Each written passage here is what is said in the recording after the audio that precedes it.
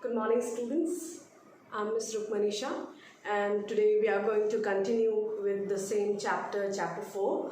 And I hope you have revised the previous content, that is basis of classification, on what basis the animals are classified. I hope you have revised it well. So if you have revised it well, then you will understand that on those categories only we divide all the organisms, all the animal kingdoms. Okay.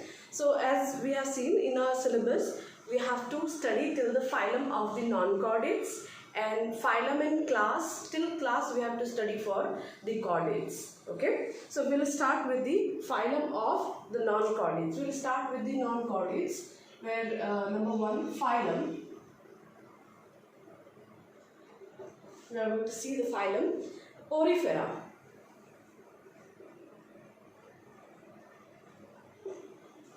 Porifera. Okay, so Porifera are commonly known as sponges.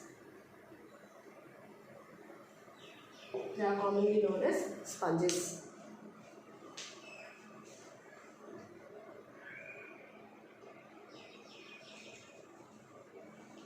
Sorry for the interruption. Okay, Porifera are commonly known as sponges, and these animals are marine, solely marine. You will find sponges only in marine water, and then their body is asymmetrical. While we were learning about symmetry, asymmetry, then we under symmetry we have 3 categories: asymmetry, symmetry, and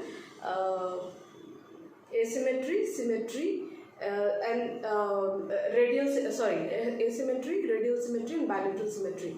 So asymmetry means where the organism from whichever direction it is divided, it is not equal from any part of the body. The right side or the left side or the upper part or the lower part, any part of the body is unequal. Okay, so that is known as asymmetrical, and their body organization is cellular level. That means they don't have tissue in their body. Okay, this is the simplest form of the animal kingdom, simplest form of organism in animal kingdom, the sponges. Okay, they have a water canal system in their body.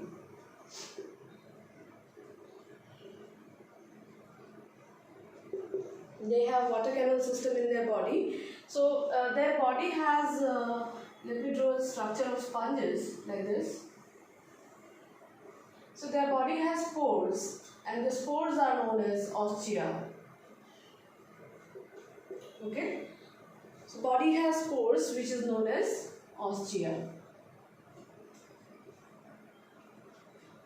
and through these spores only the water it passes inside, it goes inside, and the spores are part of water canal system. So water comes in, and inside there is a cavity, and inside which the water is stored. That is central cavity we call. Central cavity is known as, inside it a central cavity is present, and which is known as spongocoel.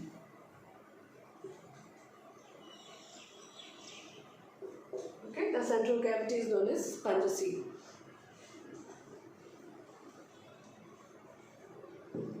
And it has an opening which opens outside.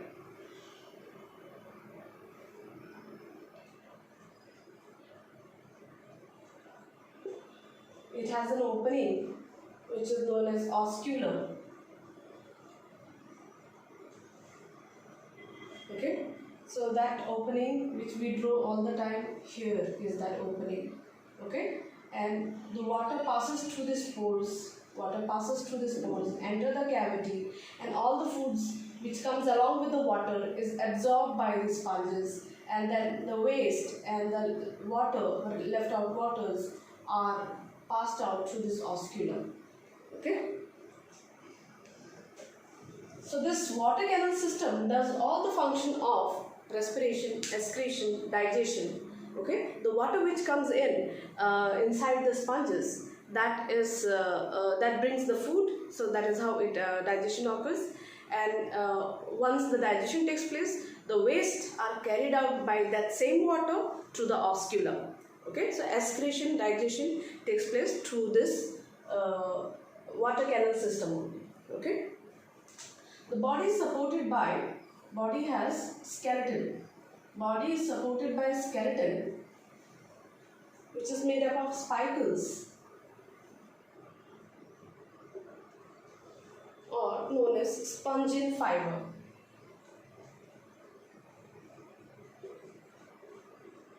So this spicles and fiber, it gives a support to the body. Okay, body becomes strong, and that's why they don't become too fragile, because of these spicles and fibers which are present in their body. Okay, and these animals, these sponges, they are hermaphrodite.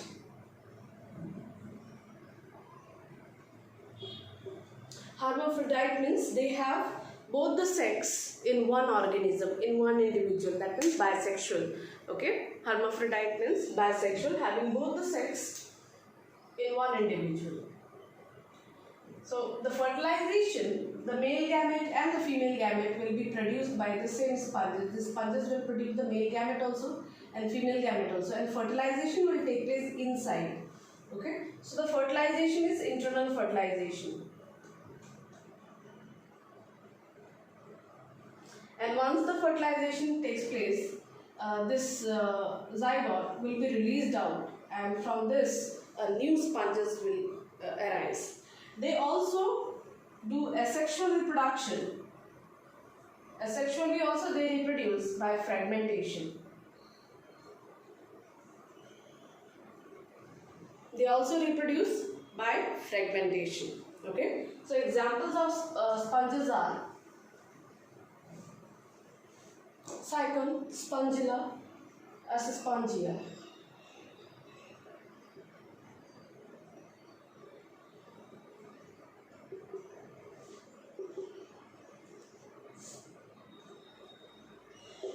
Spongia. Now this all example of sponges you will find in your textbooks, where the phylum of Porifera is given. Under that phylum Porifera, you will find the diagram, so you can refer those diagrams. Okay, whatever phylum we are going to study, the diagrams are given in your textbook. So whenever you go through this content, please refer to your textbook always, because you have to refer to the diagram. Okay, so that's why I will always suggest you to carry your textbook all the time whenever you go through the content, so that you can always refer to the diagram. So we'll see the next phylum of animal kingdom is Coelentrates. Coelentrata, we call it Coelentrata.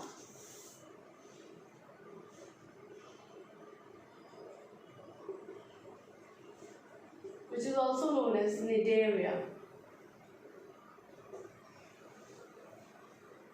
Okay, Coelentrata, which is also known as Cnidaria. Now, their characteristics. They are marine dwelling, sessile. Sessile means they remain in one place, they don't move around. Okay, like how coral reefs are. So coral reefs, sponges are part of coral reefs only. So in coral reefs, the reefs which you see, they remain in one place. They don't move around in search of food or in search of reproduction. They don't move around. Okay. So sessile means they remain in one place. Okay. They remain attached to a rock or to the seabed and remain in one place. Or some of the coelentrates are free swimming.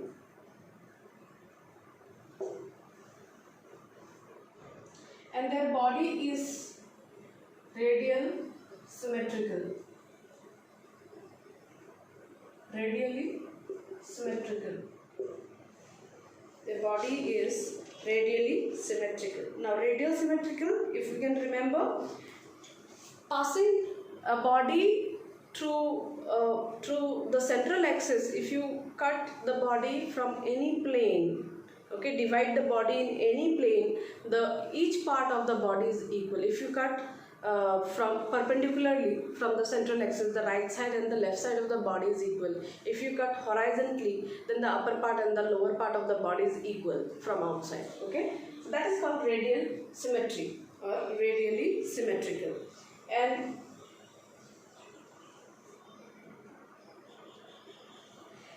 the word nidaria is derived. Nidaria, the other name for Coelenterata is nidaria. Okay, and it is derived from nidoblast or nidocytes. Okay, nidoblast or nidocytes are the spatial cells which are present in Coelenterata. Now it contains a spongy stinging capsules.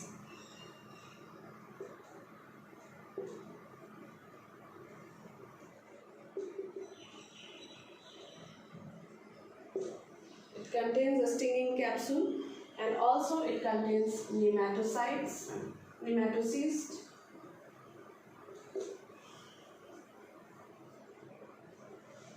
and they have tentacles on the body, presence of tentacles.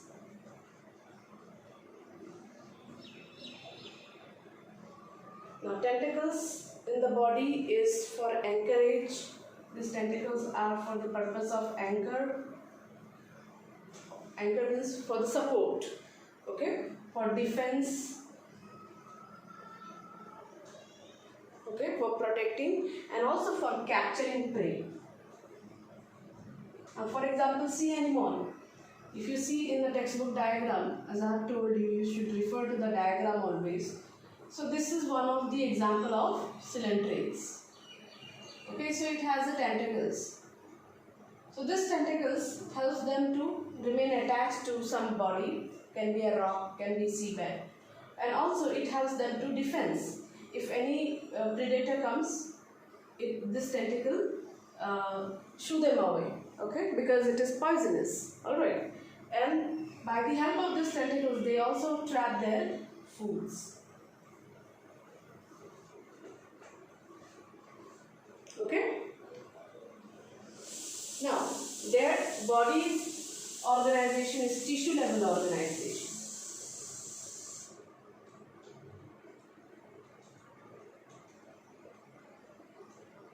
So their body is made up of tissues. So still they don't have organs. Okay, their body is made up of tissues. And single opening, central gastrovascular cavity. It has a single opening in their body. Like a single opening, from that opening only the food comes in, and from that opening only the waste goes out. Okay? It has a single opening. And when a body has a single opening for all the activity, it is called central gastrovascular, it is called single opening with central gastrovascular cavity. So it has one sole cavity, and that one sole cavity is connected with one opening. Okay, single opening. And that single opening opens into one single cavity which is centrally located. Okay, that's why it is called central gastrovascular cavity. Now, gastrovascular cavity means this is for digestion also, and this is for circulation also. Okay, this cavity which is present in the body. Okay, so for example, this is the sea anemone which we are talking about. Sea anemone has one opening here and it has a cavity here. So when it traps food, it will go inside here, digestion will take place. Okay, and through water, whatever nutrients comes, it will be absorbed by the vascular system here, surrounded to the wall of the cavity. And this cavity is known as hypostome.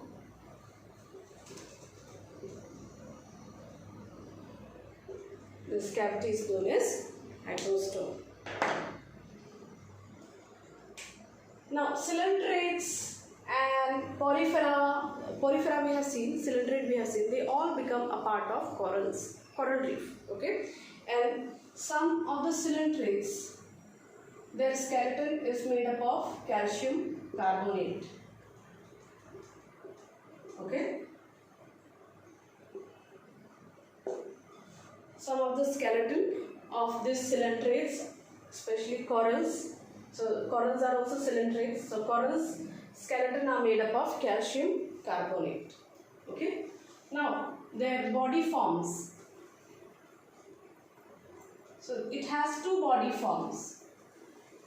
Okay. One body form is polyp. We call polyp. Polyp which are sessile, which remains attached to the rock or the seabed. Okay, such as hydra and adamsia.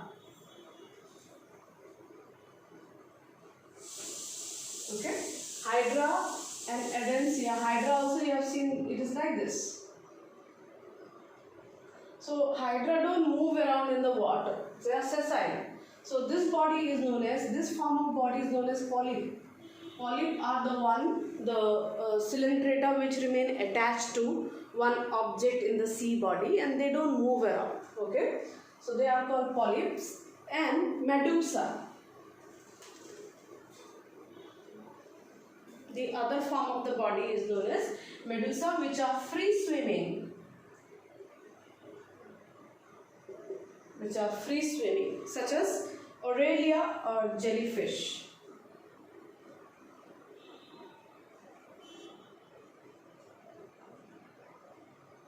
So jellyfish is also coelentrates.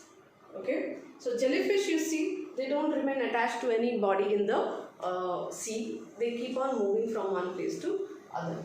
Okay. So that this type of organisms are called medusa. This type of body forms are called medusa, and this type of body forms are called polyp. Okay. And some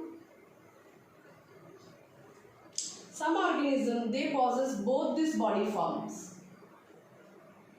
in their different stages of their life cycle. They form alternation of generation, which we call metagenesis.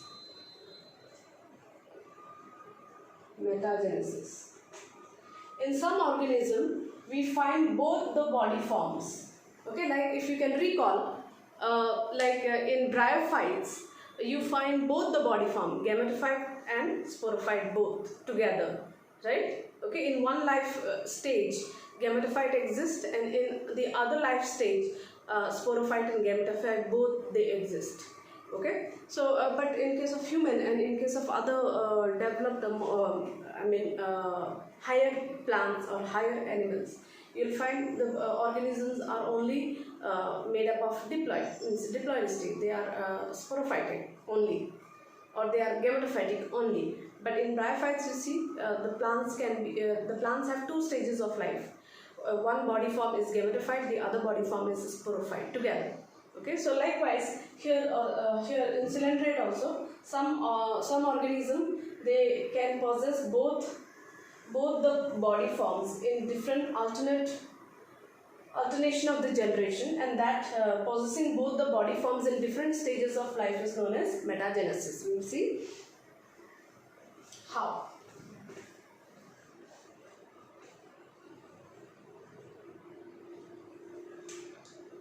Polyps, they form medusa asexually.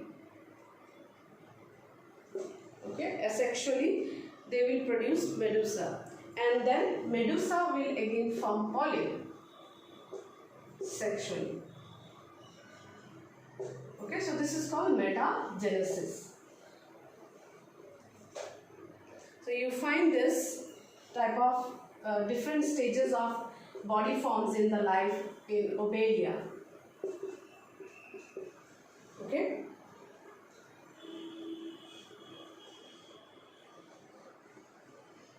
This formation this stages is called metagenesis. Okay, metagenesis means where polyp develop into medusa, asexually, and medusa again then develop into polyp sexually. Again polyp will develop into medusa asexually, then again medusa. In this way the life cycle will go on, and this type of life cycle is known as metagenesis. And you see the alternation of generation. So in one stage it will be polyp, in other stage it will be medusa. In one stage it will be polyp, in other stage it will be medusa. Okay, so that kind of different stages in one organism you find in Obelia, and the process is known as metagenesis. Okay, so example of ciliatrates are Physalia,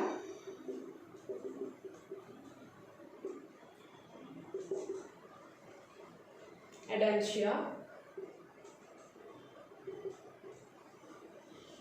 Penatula,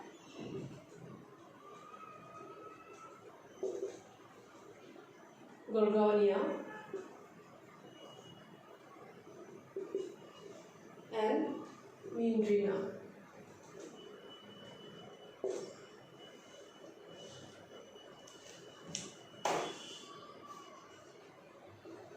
So we'll come to the next phylum, Ctenophores.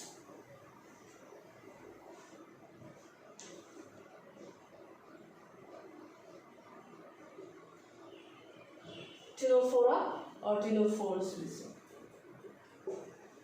Okay, so they are commonly known as sea walnuts or comb jelly because of their structure. They look like walnut, so that's why they are known as sea walnuts or comb jelly commonly.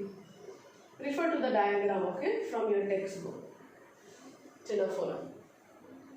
And their characteristic, they are marine dwelling, radially symmetrical.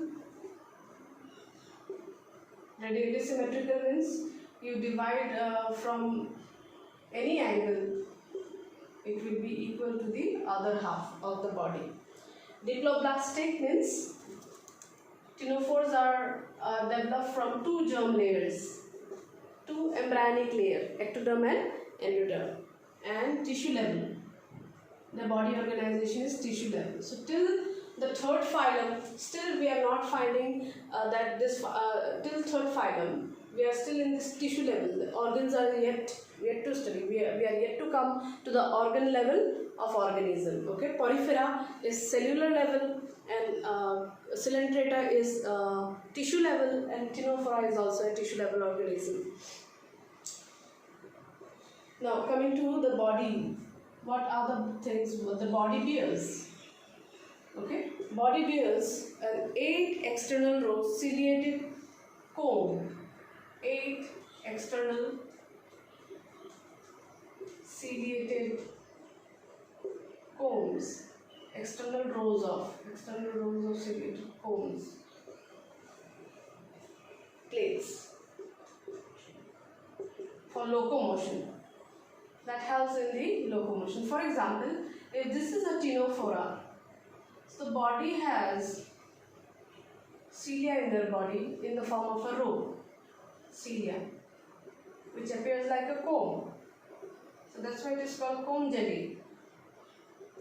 Okay, so these are cilia, hair-like projection in rows. How many rows? 8 external rows. Okay, and this hair-like projection will help them to move. Now digestion for these animals are intracellular and extracellular, both. What does it mean?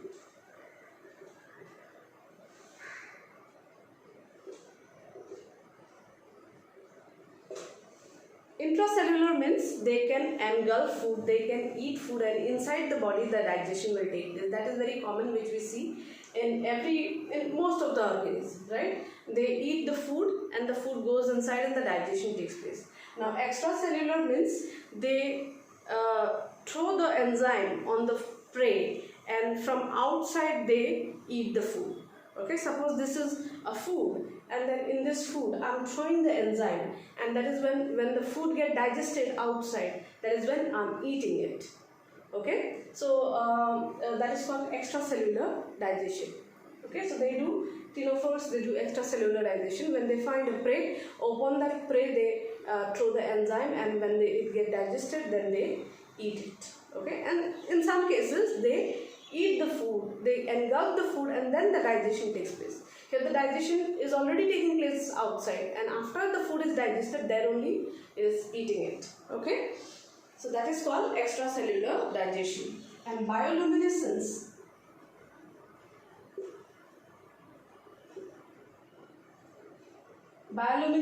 means they can emit light. These organisms, they have a bioluminescent chemical by which they can emit light. Since they dwell in the very deep sea and excuse me. Since they dwell in deep sea where the light cannot reach, so to see their prey, they emit light by themselves. Okay? They have light in them and they can produce light by themselves. So that's why they are bioluminescence. And sexes are not separate. That means they have both male and female sex in one body, and the fertilization takes place outside. So they produce the gamete and they release them outside, and the fertilization takes place outside, external fertilization. Example of Pterophora are Pleurobrachia and Tinoplana.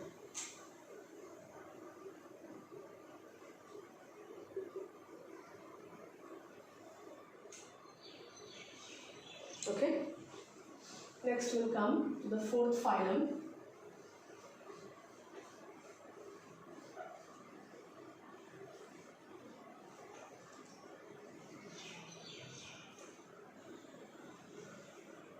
Platyhelminths.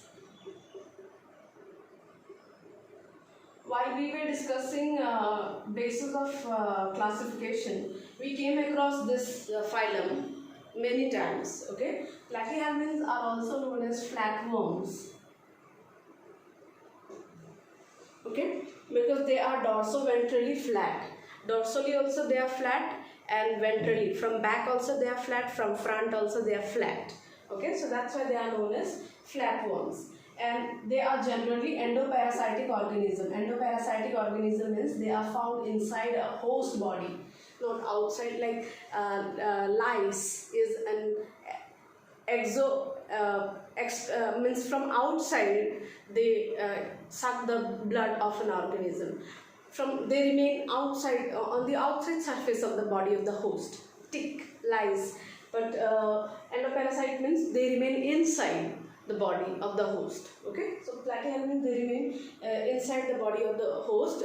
Generally the host is human being. Okay, and their body is bilaterally symmetrical. Bilaterally symmetrical means what? Where only the right side and the left side, when you divide them perpendicularly from the central axis, the right side and the left side of the body is equal. So that is bilaterally symmetrical, and they are made up of triploblastic organization. Triploblastic, made up of 3 germ layers: ectoderm, mesoderm, endoderm. Okay, and they are acoelomate. That means they don't have coelom in their body. Acoelomate, no coelom, no body cavity. Inside there is no cavity, and their body is organ level organization. Organ level. Now they have organs. They have mouth. Okay, they have external layer of the body, and they have excretory organs. Okay, digestive system. So they have organ level of organization, and they absorb directly from the host body. Whatever they take from the host body, they directly absorb it. They don't digest it, because the food is already digested in the host body. So once the food is digested in the host body, that digested food they take it. So when they take the digested food, they don't need to digest it again. So they directly absorb the body from the host body. Absorb food directly.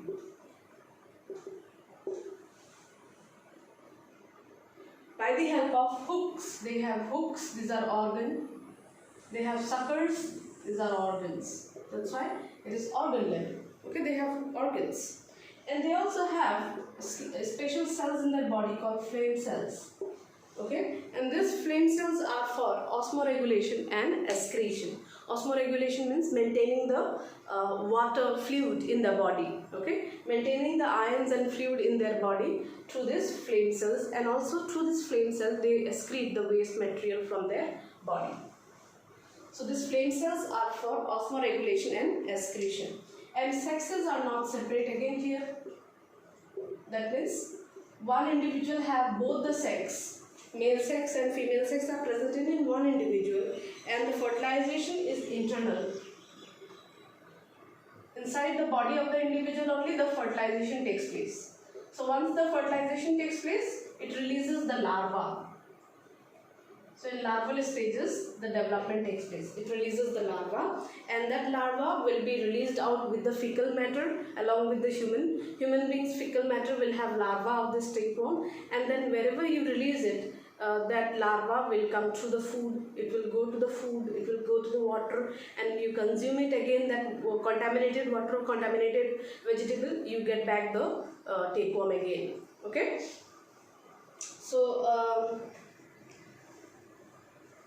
So they do sexual reproduction, whereas planaria is an example of platyhelminths which can do regeneration asexually. They can do asexual reproduction. This is exceptional case, okay? Only planaria can do asexual reproduction through regeneration. So example of platyhelminths are tinea which we call tapeworm, okay? And fasciola. Fasciola is a liver fluke. They are also parasite. Okay, so these are the characteristics of platyhelminths. We'll come to the last, for today's class, the last phylum, Aschelminthes.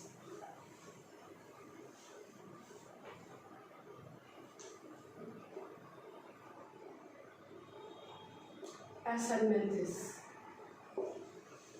So Aschelminthes is their body is circular. When you cut them, like how this pen is circular, when you cut them, the section will appear like a circular, cylindrical. Okay, so that's why these Aschelminthes are commonly known as roundworms. They are known as roundworms, and they are free living. Alright, they are free living and aquatic. Find them in water, terrestrial and parasitic. These are some natures of Aschelminthes. Some of the Aschelminthes are free living, that means they search for food by themselves, where some are parasitic, they live in host body. Some live in water, some live in land. Okay, so aquatic, terrestrial, parasitic, free living. And their body organization is bilateral symmetrical, triploblastic, made up of 3 germ layers, and pseudocoelomate. That means they don't have body cavity, but their cavity is a modified form of mesodermal pouches. And they have organ system level. So they have this digestive system, circulatory system, excretory system. So their body organization is organ system level. Okay, and their alimentary canal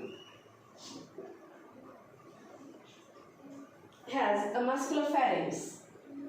It possesses, their alimentary canal has muscular pharynx for ingestion of the food, for ingesting food, and for excretion.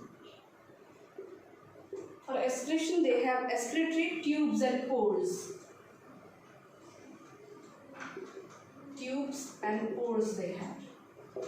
So throughout their body, for excreting, they have tubes to excrete, and they have pores in their body through which the waste are excreted. Now sexes are separate here. That means they are unisexual. Now in all the cases we were seeing, in the previous cases in platyhelminths and in case of Ctenophora, we have seen the sexes are not separate. That means individuals were bisexual. Okay, so one body has both male and female sex organ. But here in case of Aschelminthes, female is different body and male is different body. Sexes are separate, which we call, in sexual condition we call dioecious. Unisexual condition we call dioecious, and the fertilization takes place internally.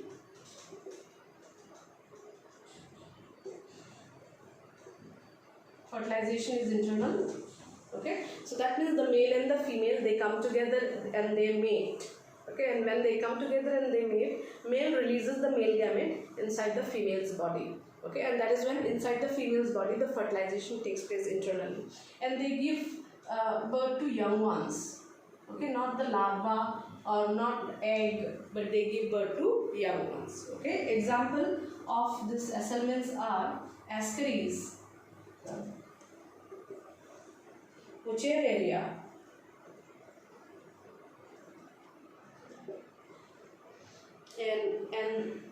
and Cyclostoma. Cyclostoma.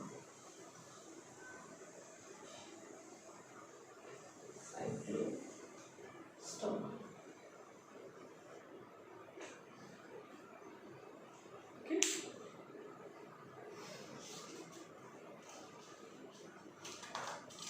So here we come to the conclusion of today's class, and please go through this first 5 phylum thoroughly. If you have any doubt, any points which you think that I need to explain you once again, you come to me individually through in WhatsApp, and I'll be explaining you in one way or the other way. I'll be explaining you. Okay, if I can't explain you through typing message, I will put a voice message, or if not voice message, I can share you extra videos from YouTube or from the other source. Okay, I can share you some videos through that video you can understand in a better way. So that's why if you think that I need to explain you in a better way, in some other way, individually, if you have individual, for some it may be very much clear, for some it may not be clear. So in that case I'm saying, okay, so please come to me and I'll explain you thoroughly. Okay, thank you so much and have a good day ahead.